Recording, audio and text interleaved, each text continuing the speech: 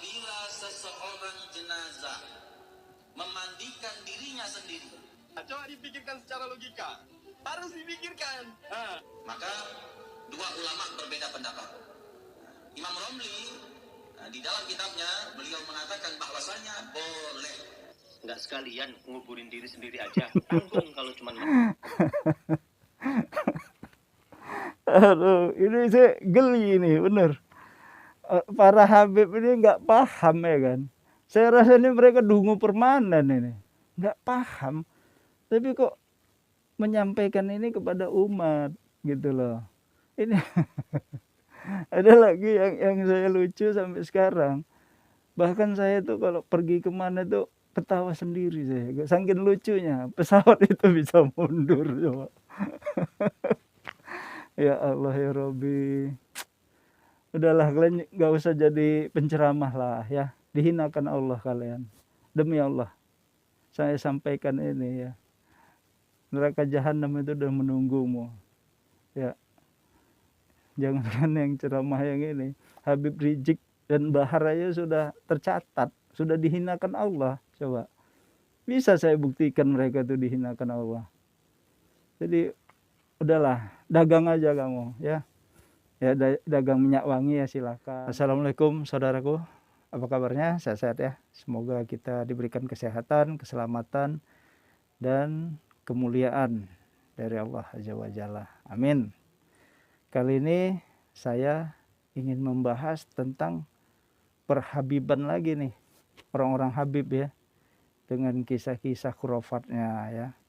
Nah, jadi ada yang lucu nih di sini nih. Tapi ya udahlah kalian dengar aja ya. Saya ingin menanggapinya satu-satu. Ada 4 video ini. Saya ingin menanggapi satu-satu ya. Nah ini dulu ya. Berapa lama kira-kira Habib Muhammad bin Idris itu menetap di Surabaya? Ya itu seperti yang saya katakan, nggak netap di Surabaya. Beliau netapnya di Cirebon. Taradud di mana? Tapi dari beliau cuma sering datang ke Surabaya, tiap 2 bulan, 3 bulan sekali datang ke Surabaya.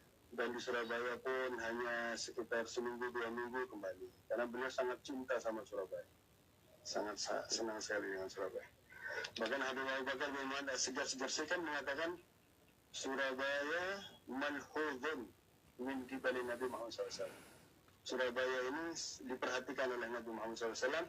Yatufu bihada iman sallallahu alaihi wasallam.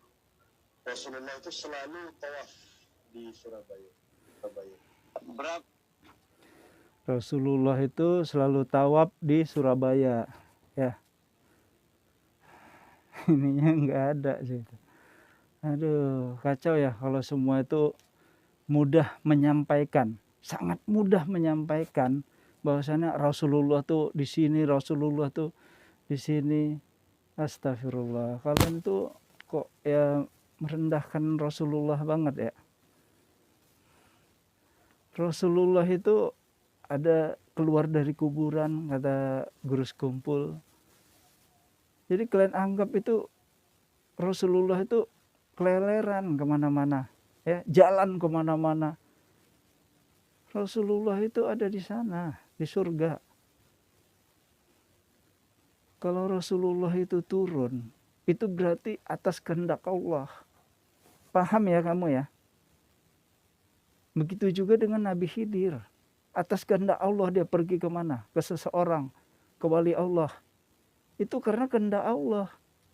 Bukan karena kehendak Nabi Khidir atau karena kehendak Rasulullah. Bukan.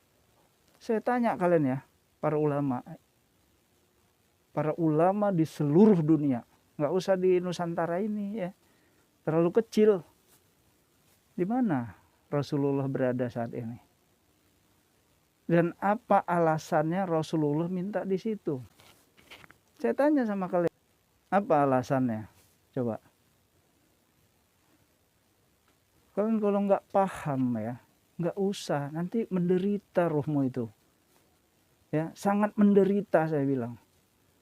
Karena perbuatan jasad, menderitalah ruhmu itu. Kajian-kajian ini ya kayak gini para ulama. Kalau kalian nggak paham, jangan kalian buat Jangan kalian sampaikan kepada umat atau pengikutmu. Ya kasihan mereka, sesat jadinya. Tersesat mereka. Jadi Anda itu menggiring mereka ini ke neraka jahanam. Gak usah bangga kalian. Kamu bilang kayak gini nih. Rasulullah tawaf di Surabaya katanya. Ada lagi, ini kan gak beda jauh kayak Syiah juga nih kelakuannya. Syiah kan juga ngomong sama. Allah tawaf di kuburannya Sayyidina Husain. Ini kan udah nggak ada, dungu permanen ininya. Itu ya, ini untuk ini saya tanggapin segitu aja. Selanjutnya ya. Siap ikuti jalannya para habaib, siap tiru mereka, siap perlahan meneladani mereka. Takbir. Sudah saya mau tanya sekali lagi umat Islam, siap bersatu, siap rapatkan barisan, siap bela Allah, siap bela Allah. Nih, sama ini. Ininya juga nggak ada, dungu permanen. Sekolah nggak sih kamu nih? Ini. Siap ikuti jalan. Sekolah nggak ini orang? Siap bela Allah. Siap bela Allah, teriak-teriak takbir. Siap bela Allah katanya. Percuma kamu kalau kamu sekolah, percuma. Kamu tuh diciptakan oleh siapa? Itu aja dulu pertanyaannya. Langit dan bumi dan seisinya ini ya, siapa yang ciptakan? Bisa nggak? Sedetik aja, kurang dari sedetik ya. Meledak ini semua, hancur semua, bisa nggak? Kok siap bela Allah? Manusia ya. Allah itu nggak perlu. Kamu bela itu nggak perlu. Allah nggak perlu pembelaan kamu. Yang kamu harus pikirkan, siapkan dirimu nanti. Saat kamu mati ya, siapkan dirimu, itu yang dipentingkan. Siap bela Allah. Inilah pengikutnya ini banyak yang dungu permanen semua nih. Iya aja, takbir. Siap bela Allah. Alah kalian inilah. Ini yang nggak dipakai coba. Kayak yang begini nih. Yang menyedihkan ya. Saya sangat sedih dengan kayak gini-gini. Kok Allah dibela ya Pak? Kalau kamu ya, mendingan kamu itu Al-Quran itu ya, kamu sampaikan aja yang benar ya. Kamu aja, diri kamu itu aja nggak benar. Kamu nggak tegakkan tauhid.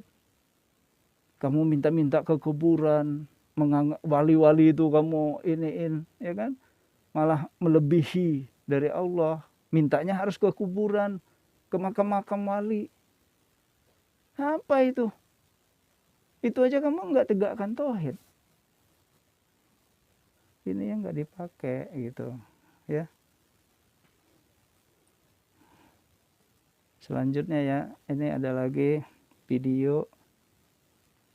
Ini harus saya tanggapin juga nih. Lalu apa yang kau lakukan ya Rasulullah? Tidak lepas setiap malam 1000 rakaat salat taubat. 1000 rakaat salat taubat kehadapan Allah. Rasulullah salat taubat. Jadi katanya Rasulullah itu setiap malam salat taubat 1000 rakaat. Nah, persoalan ini saya sudah memohon petunjuk pada Allah ya. Enggak, itu enggak ada ya. Ini ngarang-ngarang para habib aja nih. Ngarang-ngarang.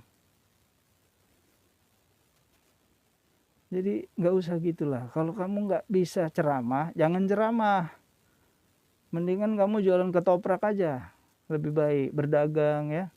Lebih baik kamu berdagang. Enggak dihinakan Allah kamu. Tobat nasuha kamu, jadi pedagang aja udah. Daripada menyesatkan umat ya. Selanjutnya ya. Ini ada satu lagi nih.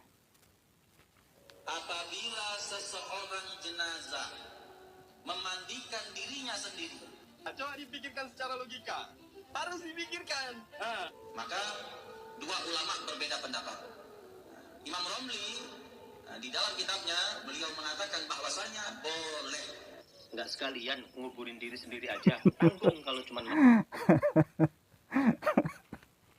Aduh, ini saya geli ini, bener. Para Habib ini nggak paham ya kan. Saya rasa ini mereka dungu permanen ini. Nggak paham. Tapi kok menyampaikan ini kepada umat gitu loh. Ini ada lagi yang saya lucu sampai sekarang. Bahkan saya tuh kalau pergi kemana tuh ketawa sendiri saya. Saking lucunya pesawat itu bisa mundur coba. Ya Allah ya Robbi. Udahlah kalian nggak usah jadi penceramah lah ya. Dihinakan Allah kalian. Demi Allah. Saya sampaikan ini ya. Neraka jahanam itu udah menunggumu. Ya. Jangan yang ceramah yang ini. Habib Rizik dan Bahar aja sudah tercatat. Sudah dihinakan Allah. Coba. Bisa saya buktikan mereka itu dihinakan Allah. Jadi udahlah. Dagang aja kamu ya. Ya dagang minyak wangi ya silakan. Mau dagang sembako ya silakan. Nggak usah kayak gini. Tapi begitupun ya. Ini memang cerita ini ada. Saya sudah mohon petunjuk kepada Allah ya.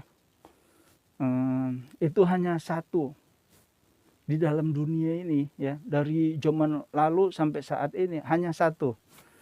Itu kekasih Allah ya, wali Allah pada zaman Nabi. Saya sudah disampaikan nabinya, nabi siapa, tapi saya nggak usah sebutkan ya. Ini cerita ini memang ada. Masa itu wali Allah itu ya, wali Allah itu meninggal, tidak ada satupun di situ manusia yang tahu. Tapi dia itu sudah dimandikan, bukan dimandikan sama dirinya sendiri, bukan. Aduh, kalian inilah, lah. Gak usah lah kalian jadi ustadz penceramah, gak usah kalau nggak paham. Kalau ini kalian nggak dekat dengan Allah, nggak usah. Ya, menyesatkan umat. Sampai tadi itulah ya, katanya Ustadz Romli bilang begini. Boleh memandikan mayat. Ada yang bilang kenapa enggak dikuburkan. Udah jadi mayat nguburin diri sendiri aja coba. Aduh, lucu gini. Kalau di zaman sekarang ini nggak ada yang begitu. Kalian tuh bukan wali Allah. Kalian cuma ustadz biasa ya kan. Masa mandiin diri sendiri. Ya haruslah. Kalau zaman sekarang ini nggak ada seperti itu ya. Harus dimandikan oleh tetangganya ya. Harus yang biasa memandikan mayit ya. Harus seperti itu. Kalau zaman dulu memang ada. Itu wali Allah. Itu hanya satu kejadian. Dari yang lalu sampai sekarang cuma satu. Itu wali Allah. Tapi yang memandikan adalah malaikat itu. Yang memandikan malaikat bukan dirinya sendiri ya. Seperti itu ya. Cukup sampai di sini yang bisa saya sampaikan ya. Terima kasih wahai saudaraku. Semoga kita dimuliakan Allah Azza wa Jalla. Assalamualaikum warahmatullahi wabarakatuh.